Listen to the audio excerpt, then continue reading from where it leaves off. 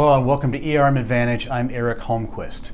And welcome to part 4 of our series on enterprise and operational risk assessments.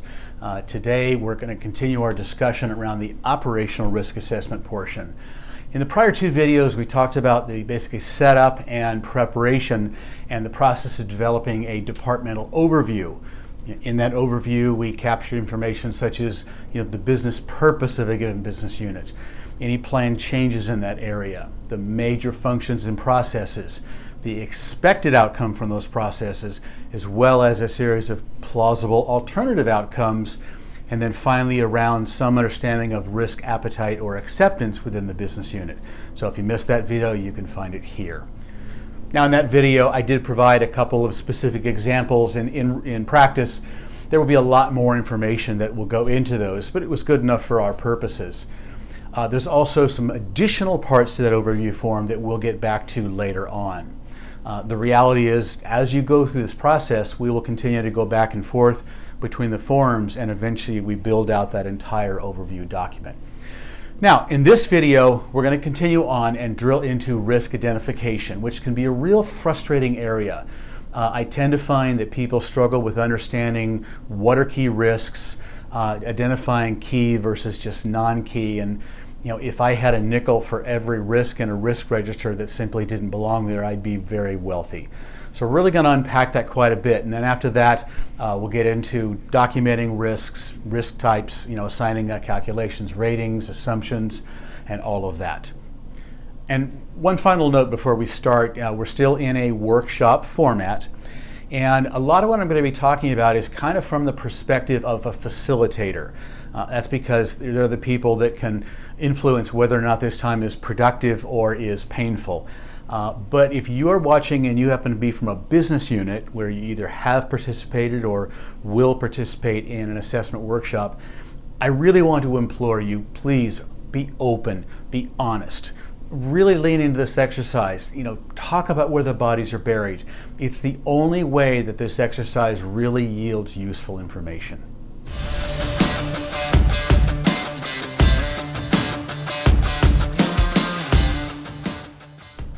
Okay, so once we've established a good business overview, ideally right up through a series of generally described plausible outcomes, we're ready to start working towards our ultimate risk inventory and subsequent analysis. The goal is to establish a list of key risks, representing alternative outcomes that are significant enough in their potential impact to really warrant full consideration. And while you would think that it would be fairly straightforward to come up with a list of key risks, it actually isn't. And there are a lot of ways that I see this getting off the rails, the consequence being wasted time and frustrated business units. Now, even after talking through core processes and expected results, it may be still hard for some business units to consider the possibility of alternate, let alone negatively impactful outcomes. The reality is that in most major areas, process failures are a rarity. The longer one goes without any significant failures, the more desensitized people become to the possibility. And keep in mind, and this is important, the average worker doesn't really spend a lot of time thinking about key risks and risk management. They think about doing their job and not getting in trouble. Like it or not, this is what they're focused on. This is our reality. So this usually manifests in, we don't have any major risks, or, oh no, that could never happen. Obviously, in these cases, without realizing it, they're seeing it through a residual lens with an unconscious bias that includes the various mitigants in place. But clearly, just because something rarely goes wrong doesn't mean that it can't, so we have to find a place to start. The other potentially inhibiting factor is that because many business units have been conditioned to believe, explicitly or implicitly, that nothing should ever go wrong, they may be extremely hesitant to suggest otherwise. They may even know it, but are afraid to say it out loud, or worse, have been told not to. This is common where either one, failure of any kind tends to be harshly criticized or even punished, or 2, there's a lack of open discussion about risk appetite or acceptable risk levels. In either case, again, business units will simply come to their own conclusions about acceptable risk, which is almost always more conservative than may actually be necessary or optimal. But for an assessment to be effective, we have to be able to get down to root inherent risks. Then we can tell a story about how that risk is mitigated. This is also crucial from an awareness perspective, in that often people know what they're supposed to do, in other words, supporting one or more controls, but often surprisingly unaware of why they're doing it. But for risk management to be effective, the why really matters. It's the only way we can really get people to start thinking like risk managers. And one last thing, as we're going along, please keep in mind, going back to an earlier video where I talked about the difference between fast and slow thinking, the vast majority of our lives are spent in fast thinking mode, where we've learned to evaluate things based on rules and biases that we've developed over our lives. These are shortcuts that allow us to function and rapidly adapt to each new environment. But fast thinking mode is no good for this exercise. There's too much that's predetermined. We need this sort of structure that forces us into seeing things more critically, being open to the possibility that there may be factors that we hadn't considered or even seen before. This is slow thinking mode, and this is what we're trying to accomplish. So when trying to get to an inventory of key risks and ultimately an estimation of inherent risk, often a risk manager's go-to approach is the old chestnut. So, if there were no controls in place, what could happen? While certainly well-intentioned and technically accurate, this approach inevitably results in participants rolling their eyes at the absurdity of the question. Understandably, it just sounds ridiculous and is framed entirely in the language of risk. It's never received well. I get that. And not for nothing, but it also has this sort of an unspoken aspect of subtly implying that the question you're really asking is, what if you didn't do your job? Which immediately puts people on the defensive. What's also important to understand is that sometimes people fear that even speaking something out loud brings it into existence. If we never mention it, it doesn't exist. Or the supervisor that doesn't want their team members in the workshop to find out how a process could be broken or exploited. This becomes the Voldemort of process failures, that which shall not be named. This also reinforces why we encourage the workshop participants to be at least a supervisor above. They already know this stuff. But the fact is that we do have to talk about inherent risk. So you could certainly try the what if there were no controls approach, and it may work, particularly for groups that really embrace these concepts and can think abstractly. It certainly is the most direct route to identifying risks. But there's some other techniques that we're going to talk about. But one thing that you can tell participants is that, look, in order for us to effectively evaluate the institution's key risk and help you be more effective risk managers, we need to have them walk us to the dark side of the room, where bad things can and do happen. This essentially gives them permission to go there and safely consider the possibility that something could happen without implying that it will or that they may have missed something. There still could be this lingering, what's the point? Let's just focus on the controls. I get that. But we need to point out that it's so important to honestly and transparently consider these risks for two reasons. Number one, it gives us context as to what mitigants should be there in the first place, and consider whether we have the level of those mitigants right. And two, it provides them an opportunity to tell a great story about how each risk is mitigated, which can paint them very favorably as responsible members of a team. Once again, the language of the business. This takes us away from this implied, maybe you're not doing your job, to telling a great story about why they are. In the end, I'm not a fan of the old what if there were no controls, although we will need to do something similar later on when we get to talking about inherent likelihood, and that's a fun exercise. But let's talk about some other approaches. One approach that appeals to people is to their natural design instincts. Saying simply, by virtue of getting into this business and creating processes designed to achieve a certain result, what are the risks that you inherit day one, hour one, just by being in the business? It's only a subtle twist on the question earlier, but it implies more of a clean sheet of paper, posturing the business as process architects rather than taking an existing process and stripping away known mitigants, which people find inherently ridiculous and counterintuitive. There are other methods that can be effective. One thing we can do is a thought exercise along the lines of the bad actor. If someone was in the role and wanted to harm or defraud the company, how would they do it? Again, dark side of the room. But this changes the focus from the process owners, fearful of self-implicating themselves, to more of a protective approach framed against a theoretical bad actor. There's an interesting dynamic in the world of self-defense. Say you find yourself in a fearful situation where you feel physically threatened. If you're focused on your own safety, fear may take over and inhibit your ability to react and defend yourself.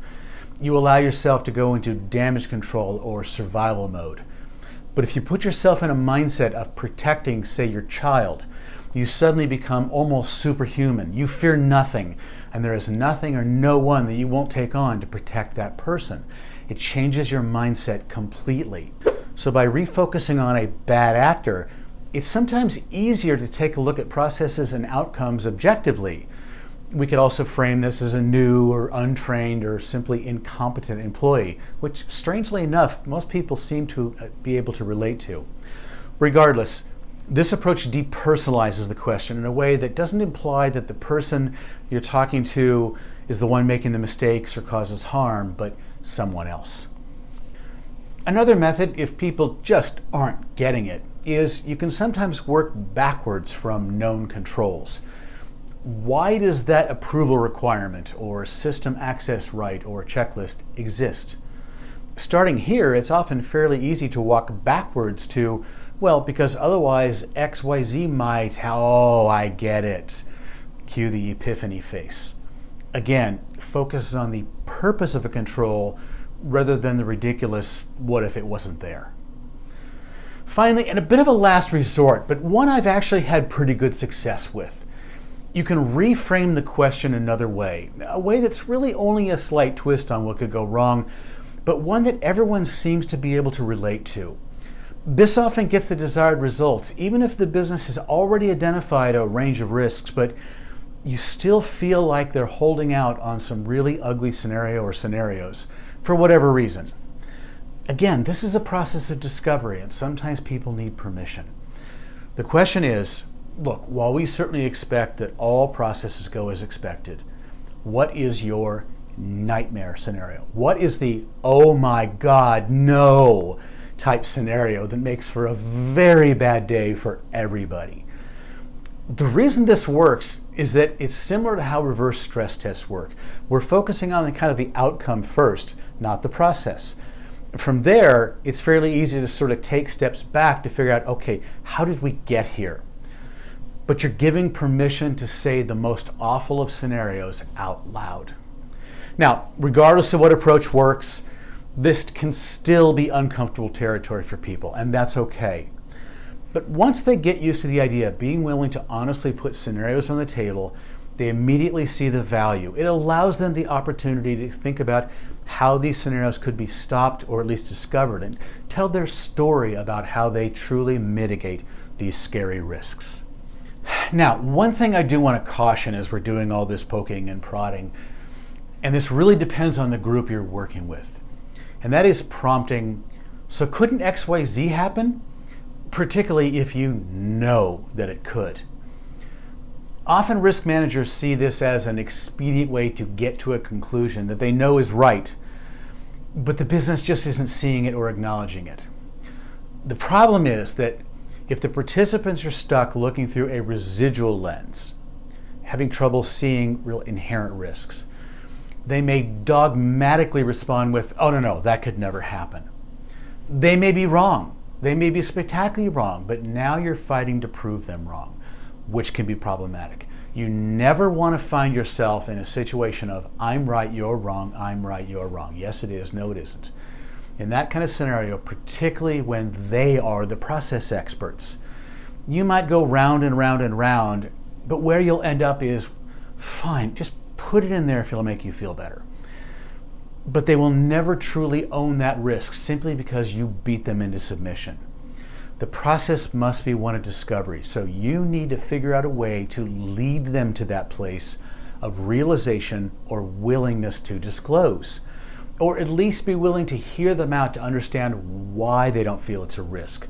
Then you can evaluate whether they're still stuck in seeing it, post controls, or just aren't seeing out the outside possibility. Once again, we're not going for perfect here, just a good starting place. If you've identified a handful of good, meaningful key risks, even if you know there are others, but the participants feel tapped out, that's fine. Let it be. Again, the ink never dries on this analysis. It will always be evolving. Once they've gone through the whole process, understand it, see some value in it, more often than not, they'll be open to going back and putting a little more meat on the bone with key risks.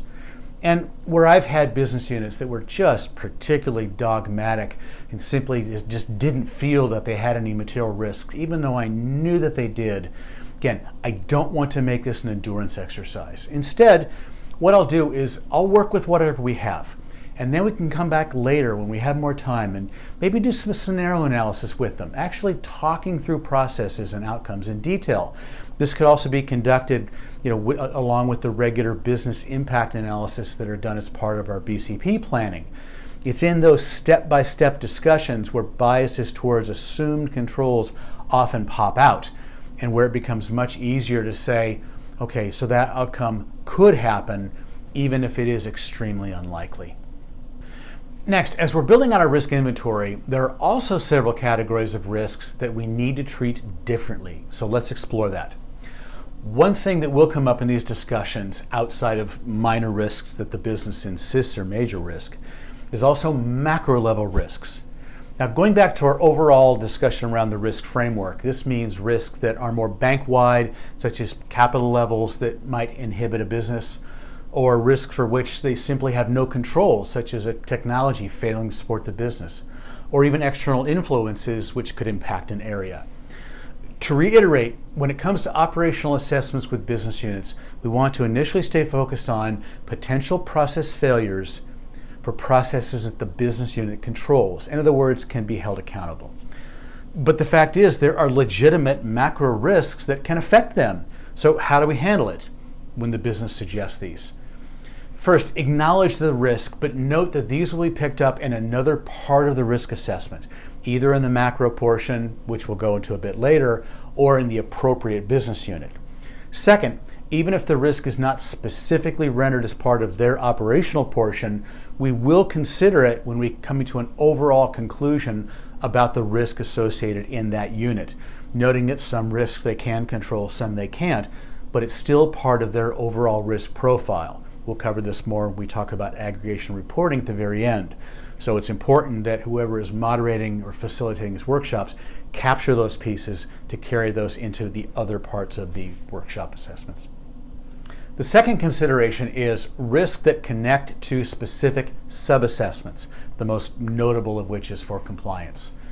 What we never want to do is duplicate something that's being done in another assessment, but we do want to make sure that they're connected. So taking compliance as an example, they are principally a subset of operational risk, the failure to comply with applicable laws and regulations. Now, obviously that has a macro component around the program design and external influences, but right now we're only focusing on the operational portion. We already do a compliance risk assessment that includes business units. So do I just ignore those in the business unit's overall assessment? No. Instead, we connect them via a logical hierarchy. So, for example, for a business unit that is subject to specific compliance requirements, as part of their processes, I would only capture a single risk of failure to comply with applicable laws and regulations within each of those applicable processes, that is. This can represent a roll-up from the deeper compliance risk assessment, where you would unpack this risk into its subcomponents of failing to comply with what. Now, the compliance risk assessment could be structured by risk themes, such as fair banking, or by individual regulations. It doesn't matter. What matters is that we can take those risks that are part of that compliance risk assessment and roll them up into an overall perspective within the operational assessment. This accomplishes two things. Number one, it's efficient. We're never duplicating effort. Number two, it connects assessments and related sub-assessments together. Now, the obvious implication here is that one, there has to be a compliance risk assessment, and two, if so, it has to use the same scoring criteria. High has to mean high in both. But as we discussed earlier, that should always be the case anyway. The same concept could be used for any other scenarios where a sub-assessment exists that looks at a discrete type of risk as part of a business unit's overall risk profile. And finally, you'll encounter certain risks that involve upstream and downstream dependencies. In other words, processes that flow into and out of given business units, where sometimes the risk lies in how the process flows, because sometimes the problem lies not with the bricks, but the mortar between them. Say, for instance, that a given business unit takes customer support calls, but they are level 2. The calls always originate in another group and may be passed on to the second group. But it's the first group's responsibility to ensure that the caller has been authenticated as a customer before transferring the call. If they fail to and simply transfer the call, where's the process failure? Once again, the risk lies in the assumption that when the call comes into the second group, that caller has already been authenticated. So if the receiving group suggests that one of their risks is that the caller hasn't been authenticated, it isn't really appropriate for their risk inventory. In short, they don't control it. The first group does. So this is a case where the facilitator needs to note the assumption and take that into the workshop of the first group and make sure that they have that included in their risk register, their risk assessment, and have the ownership of the related controls. Now, it may be still worth noting the assumption in the assessment materials of the second group, if only to document both sides, but the ownership lies with the first group.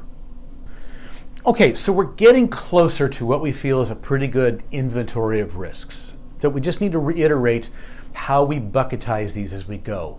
Going back to our early discussion around risk scale, any risk that the business unit considers minor, fairly low impact, can be managed internally. These may be worth noting, but they don't belong on our risk register anywhere. Those that are determined to be more moderate may go into a department level assessment register to support the business unit in evaluating and monitoring, but they will not roll up to our enterprise risk register. But finally, any risk that is to be considered major should be fully documented, assessed, and evaluated, and included as part of that overall register. Now, in practice, any given business function will likely only have a handful of truly key risks. The majority will either be cuts and scrapes or moderate level risks, but we've got to focus on the material ones. Also note, there will be times when someone believes to their core that something is a key risk, and from their perspective it may seem that way, but you know it will never reach a materiality threshold. Don't argue it. If in doubt, leave it on. As we go through the evaluation process and document these and rate them, it usually becomes fairly obvious where a given risk belongs, so we don't have to overthink it right now. Next, one of my favorite topics, and one that tends to be one of the biggest trouble spots I see, and at times one of the biggest frustrations and waste of time and energy, and that is risks versus sources. Understanding the distinction can be a game changer for institutions struggling to focus on and quantify key risks. When talking about operational risks, generally speaking, a risk is the what could happen. In other words, what is the process failure? Sources, on the other hand, are about how it could happen. The distinction is critical to effective risk assessments. But the reason that so many risk registers end up being polluted with risk sources is that they feel like risks, and in a strict technical sense they are. They may satisfy the most rudimentary threshold of things that could go wrong, but the fact is they are impossible to quantify. So let's look at some examples to clarify this. Examples of true risks. System changes made without approvals. Failure to provide loan disclosure documents. Origination of fraudulent loans. A cyber event. These are objectively quantifiable scenarios. On the other hand, some examples of risk sources would be lack of policies or procedures, insufficient training, staff turnover, increased volume of the business, inadequate technology, unclear responsibilities. These are by themselves impossible to quantify because they don't represent a process failure. They represent elements that make a true event more likely and are almost always the inverse of a risk mitigant. I mean, how would you assign an impact rating to staff turnover or lack of a policy? It's impossible because the presence of those conditions does not automatically mean that a process will fail. It only means that the process is more likely to fail. Again, the how, not the what. So the simplest way to determine whether a scenario represents a risk or a risk source is to ask the following two questions. One, does the scenario describe an actual failure of process or an external event, as is the case with the examples we cited earlier? If so, then the risk can likely be quantified because we can estimate the potential effect of the failure. Or two, does the scenario describe something that would make it more likely that a process would fail? Then it's probably a risk source and should be treated as such. Now, the reason this distinction is so important, beyond keeping our risk register clean, is that it is the risks that we quantify or assess. But it's the risk sources that tend to point to expected risk mitigants. In fact, risk sources, again, are almost always the inverse of a control or other mitigant. You see, and this is really important, risk mitigants are not developed directly in response to what could go wrong. They are developed and implemented based on how it could go wrong. I want to say that again. Risk mitigants are not developed directly in response to what could go wrong. They are developed and implemented based on how it could go wrong. So for instance, if I'm thinking about an unauthorized wire, clearly a key risk, the only way I can think about mitigating the risk is to understand the process. Sender verification, funds availability, process checks, approvals, etc. And then consider the mitigants that should be in place: experience, training, checklists, defined authority levels, approvals, etc. Any lack of or failure of one of those mitigants points to how the failure could happen. The risk, for our purposes, is not that the approval step is skipped. The risk is an unauthorized wire. Now, this can dramatically simplify assessments and risk registers because we stay focused on the what, where the list of hows can be almost limitless. Now, one of the reasons why sources tend to sneak into risk registers is this is where internal audit lives. It's where they tend to focus. To them, the lack of a policy or training or bypassed authorization is seen as a risk. But to the risk manager and the business unit, the actual risk is that the process fails. Now, we'll return to this concept later on when we get further into building our risk assessment, since it's important that we capture both risks and sources in our analysis. Plus, we'll see how capturing our sources clearly can be valuable in other ways as well. Okay, anytime we're going to talk about risk identification, there's a couple of issues we need to address, and we'll address those, and then we're going to take a look at kind of a practical example of risk gathering and how we think about those risks. So when we think about the organization, there are a number of areas where there are some very logical hierarchies. For instance, organizationally, we have divisions, and then within that we have business units, and one of those would be deposit operations. And within that business unit, there could be certain specific functions. In this case, we'll talk about the wire room. And then within that, there's a series of processes say originating wires outbound. So this is very logical and it makes sense. In the same way, we also have product hierarchies. We've got loans, within that we've got consumer loans, and within that we have unsecured consumer loans, etc. Again, these hierarchies make sense and they are in fact part of how we manage. The problem is that within the risk organization, we've also tried to use these levels around risks. And this is in part driven by the idea of using risk types as our level 1 risks. Again, this is one of the many reasons why doing that is problematic, and by abandoning the risk types as our main dimensions does solve some of this, but we need to address this level issue.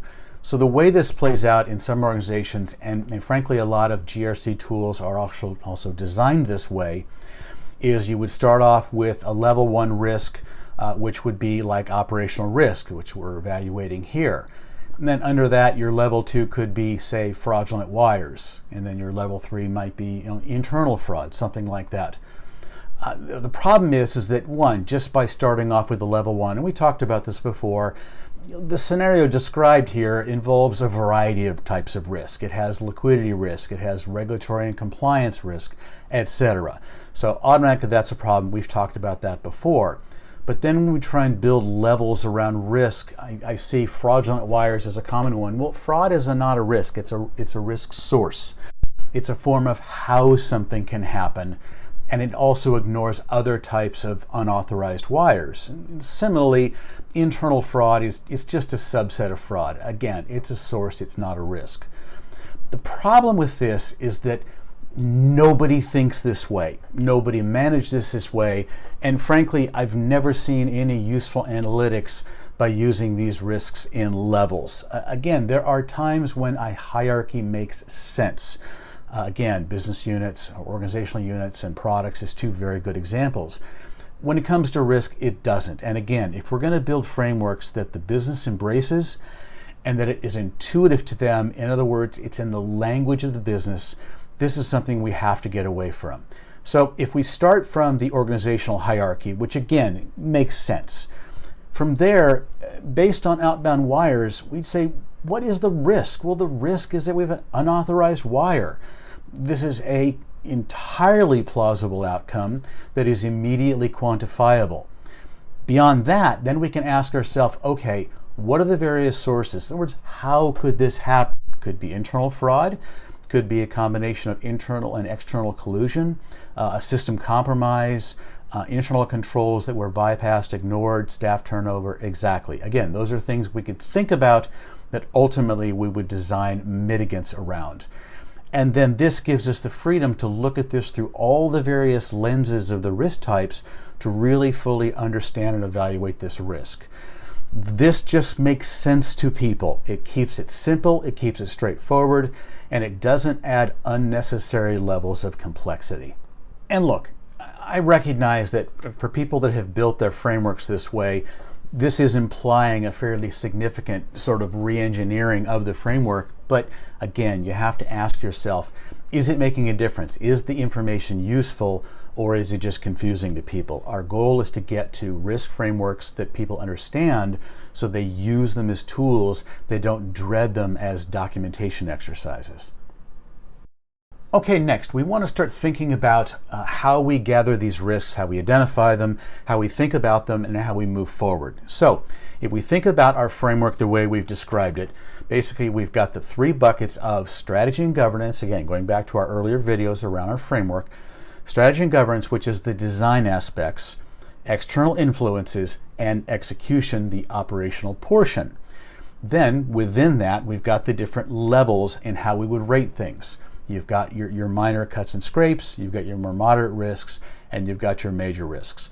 So let's take an example. Say we're doing a workshop with our commercial lending area, the loan origination area. And here we've got Joe, and Joe is going to be our helpful facilitator, helping Bill here, one of our commercial loan officers that heads a lending division. And we're going to help think through what are some of these plausible outcomes, and then what do we do with that information? So Bill starts off and says, this is a very common starting place. Well, somebody keys in an application wrong. Okay, absolutely true, plausible outcome, but that really is a fairly minor risk. We would just fix it. It is operational. Okay, well, how about we're just an untimely response to new inquiries? Again, definitely an operational risk. It involves a process, probably more of a moderate, but again, it would really depend on the cadence of your applications and how important that is, but it is operational. Okay, customer demand changes. Okay, well, that's interesting. That's an external influence. Might be minor, might be moderate, would really depend on how you think that would play out, but that's definitely an external influence. Material increase in competition. Oh, that could be interesting, particularly if it really eroded your marketability of your products. Again, an external influence. The product is very negatively received, which creates significant customer complaints, negative publicity, and regulatory criticism. This is something that we would certainly want to consider with a new product. Again, this is interesting. That could be significant because this product could walk you into a lot of trouble. That is a design aspect because it's based on the product's design, but at a division level. It's not necessarily bank-wide, but it is a design aspect around your product. Okay, significant changes in the regulatory environment which make our product unviable and potentially in violation with existing portfolio. A little out there, but that could be significant. So again, we would put this under external influences. Again, something we can't control. So this process basically could continue, and we could do this for as long as we can identify scenarios. And for each one, we can think about, all right, is this something that we would attribute to our operational processes, our execution, something that you would attribute to an influence from the outside, or something that's simply based on the design of the product. And once we got these, it gives us a place to start thinking about these and deciding, what we should do about them. But again, we'll look at them in different ways. Now, as we come across some of these different risks, it also starts to give us some insight into where the responsibility lies and who we would look to for evaluating them. So when we come to insufficient capital, again, that is a strategic risk, but that's more at the company-wide level. So again, we'll think about it similarly to a product design that's just institution-wide as opposed to at a division unit level, but it's still strategic, it's still a design. And again, we'll talk about those later. Or a significant sustained market downturn which erodes our portfolio. Again, a material risk for any loan area. It is an external influence. So this gives us a really good body of scenarios for us to consider. Okay, now what do we do with this? Well, we can start by saying our minor risks, again, you want to note those, good for you to know, but not going to be part of our analysis. Those are cuts and scrapes. Our more moderates, again, we want you to keep those as part of your departmental risk register, again, to evidence that you are thinking about them, you're evaluating them, but they're not material enough to need to be in the overall bank-wide register. That brings us down to our major risks. And then within that, again, we're going to talk about the macro risks a little differently. We'll get to those later on and how we evaluate those, because again, they're not based on processes. So for now, we'll hold off on those. We've noted them, but we're going to focus on just the operational risks. So we've ended up with 3 good core operational risks. In addition to that, as we've gone along in this discussion, we've also identified some additional types of risk, as we talked about, macro risks, obviously, as well as those upstream, downstream risks, those that connect by process to your area, but you aren't responsible for those. But we want to note them. We want to make sure we capture them, and possibly any sub-assessment risks, something that's already captured in, say, a compliance assessment or an InfoSec or a third party. Again, we'll want to factor those into your overall analysis, but we don't need to analyze those because we're focused on those risks that you own. Now, we will come back to this slide in our next video when we start talking about actually quantifying risks. This is our starting place, and then we'll build from there. So let's summarize. For companies that are new to this process, our goal is not to create a perfect risk inventory. That's not going to happen, but to give us a good place to start. Beyond that, our goal is to build a mindset, helping business units to see and accept the possibility that alternative outcomes can happen, even if unlikely or highly controlled. Being able to distinguish between operational risks and more macro level risks, design and external influences, etc., as well as between minor, moderate, and key major risks. Being able to distinguish between risks and risk sources, and knowing how to address other types of risk, such as upstream, downstream risk, and risks that already exist in other sub-assessments. Our goal is to develop these skills. That's why we don't just go in and lay out a set of risks for a business area, even if we know it's a good list. As the old saying goes, you give a man a fish, he eats for a day, but teach him to fish, and he eats for a lifetime. Now, for larger companies, ones with more mature programs, go back to your risk registers and purge them of less than key risks. Risk sources, move those into the narratives, and duplicates of sub-assessments, or think about how to aggregate those into the operational assessment, and then any non-operational risks that aren't based on a process and a control. If you're still using risk levels, a risk hierarchy, level 1, level 2, etc., give some serious thought to this. No one thinks like that. It only confuses people, and I have yet to see any actionable business improving analysis based on risk levels. Next generation frameworks should absolutely abandon this unnecessary level of complexity and just focus on what is the process and what is the risk, period.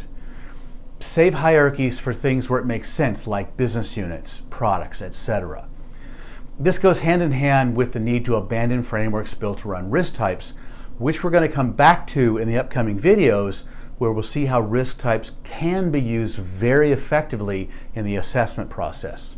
But at this point, we've come up with at least a reasonable set of key risks to work with, subject to change, and then we're ready to move on to the next step. So once again, this gives us a good place to pause, in particular because the next section is a big one and it's very dense. But hopefully this has given you some ideas around how to focus on identifying truly key risks and keeping your risk registers really clean.